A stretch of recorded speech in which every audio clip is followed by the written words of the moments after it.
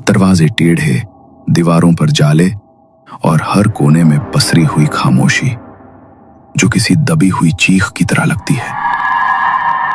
कहा जाता है 1941 में इसी हवेली के सामने वाले तालाब के ब्रिज से मंजुलिका को धक्का दे दिया गया था और तब से मंजुलिका का साया कभी हवेली की खिड़की में दिखाई देता है तो कभी उस टूटे हुए ब्रिज पर। कई लोगों ने उसे देखा है, लेकिन जिसने भी उसे देखा, अगली सुबह उसकी लाश उसी तालाब में तैरती मिली।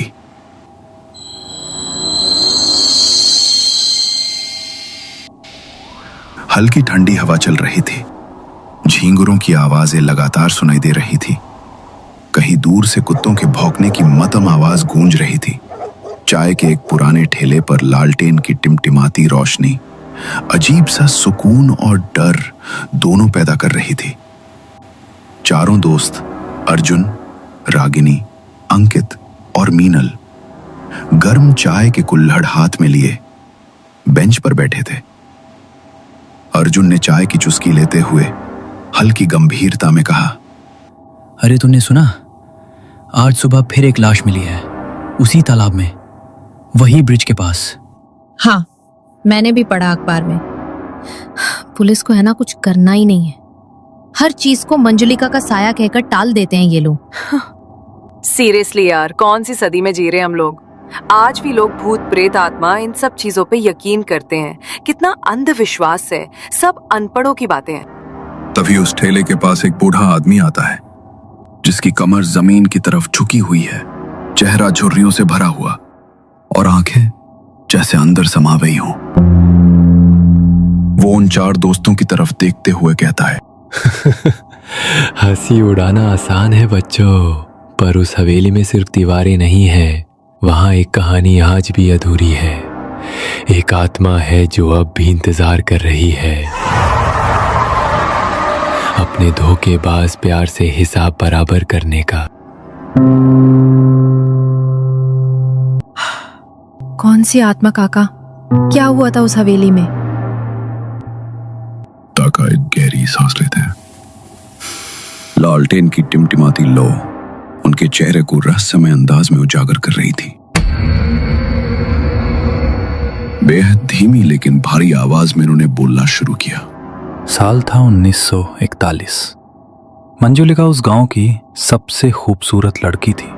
उसकी आवाज में ऐसी मिठास थी जैसे कानों में घंटियों की मधुर सी आवाज खुल जाए, और चेहरा जैसे चांद खुद जमीन पर उतर आया हो। मंजुलिका को कृष्णा से प्यार हो गया था।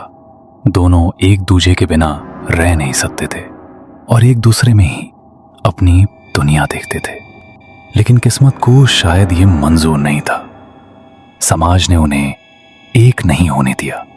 मंजुलिका की शादी बचपन में ही तय हो चुकी थी। घर वाले जिद पर अड़े थे और समाज तो जैसे दुश्मन बन गया था। एक दिन मंजुलिका ने कृष्णा से कहा, अगर साथ जी नहीं सकते तो कम से कम साथ मर तो सकते हैं। कृष्णा ने भी हामी भर दी।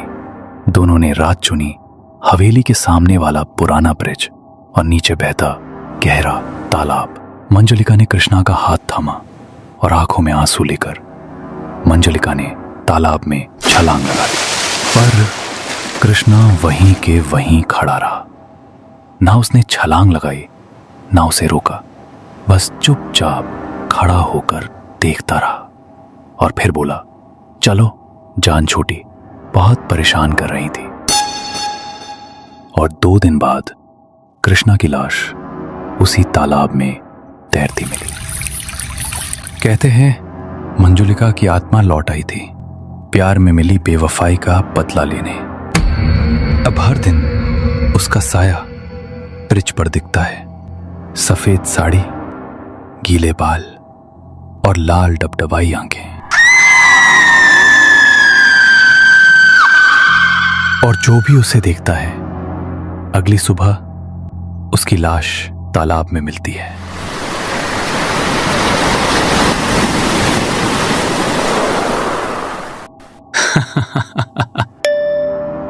यार क्या स्टोरी सुनाई काका ने। मतलब सीरियसली, इतनी डिटेल, इतनी फीलिंग। अगर ये मूवी बनती ना तो थिएटर में सीट से चिपक जाते सब। पूरा फर्स्ट डे फर्स्ट शो वाला हिट होता। खाई, सच में एकदम जबरदस्त स्टोरी थी। हॉरर, थ्रिलर, सस्पेंस, प्यार, सब कुछ था। और वो आत्मा भी। और जिस तरह काका ने बताया, हर सीन मेरे दिमाग में विजुअल बन रहा था। नेटफ्लिक्स पे आता तो मैं बिंज वॉच कर डालती। और इस स्टोरी का प्लॉट, उफ भाई, सच में ऐसा लगा जैसे कॉन्जरिंग और डीडीएलजे की शादी हो गई हो। एक तरफ भूत, दूसरी तरफ इश्क। वो मंजलिका का ब्रिज वाला सीन ना, सुनते सुनते मेरी चाय ठंडी हो गई। काका ने ऐसा डायलॉग मारा कि मैंने तो कुल्हड़ नीचे रख दिया। चलो जान छूटी। अबे ये कौन बोलता है भूतिया ब्रेकअप के बाद? तुम सब सीरियसली मान भी गए काका की डरावनी प्रेम कहानी को? मतलब प्यार, धोखा, ब्रिज, आत्मा और फिर क्लाइमेक्स में चलो जान छूटी। काका को ऑस्कर दिलवा दो कोई। ऑनेस्टली कहानी सॉलिड थी, एंटरटेनमेंट फुल ऑन था। लेकिन भूत प्रेत, कम ऑन गाइस, वो सब तो सिर्फ ओवर एक्टिव इमेजिनेशन है। मुझे तो लग रहा है काका नेटफ्लिक्स बिंज करके आए हैं। गाइस, चलो तो फिर आज मीटिंग फिक्स करते हैं मंजलिका के साथ।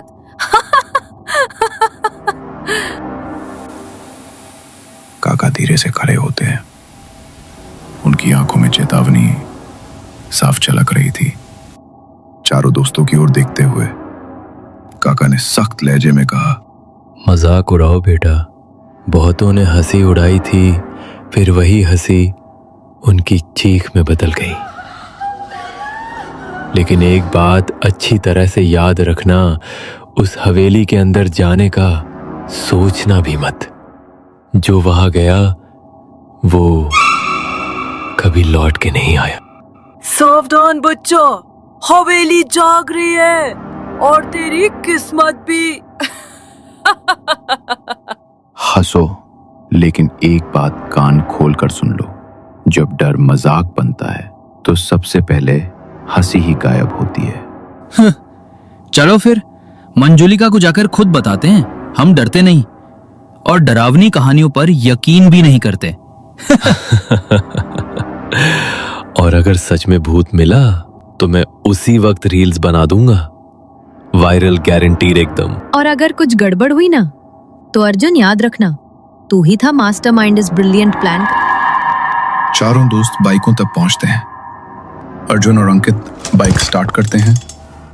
मीनल और रागिनी पीछे बैठती हैं। फिर दोनों बाइक्स अंधेरे रास्ते पर हवेली की ओर निकल पड़ती हैं। पीछे सिर्फ उड़ती धूल और सन्नाटा रह जाता है। काका ने उन्हें दूर से जाते हुए देखा। उनकी आंखों में डर साफ साफ दिखाई दे रहा था और होठों पर एक फुसफुसाहट के साथ उन्होंने कहा, अब इनमें से कौन लौटेगा, कौन नहीं, ये अब सिर्फ और सिर्फ मंजिलिका तय करेगी। रात के करीब 12 बज चुके थे। चांद बादलों के पीछे छिपा हुआ था। हवेली की तरफ जाने वाली पगडंडी पर चारों दोस्त अर्जुन, रागिनी, मीनल और अंकित बाइक रोककर पैदल चलने लगे। हवा में ठंडक बढ़ रही थी और पुराने पीपल के पेड़ की डालियां सरसराती हुई उनके सिर के ऊपर झुक रही थी। तो दोस्तों, क्या सच में उस हवेली में मंजुलिका का साया था? क्या हुआ उन चार दोस्तों के साथ? जानने के लिए सुनिए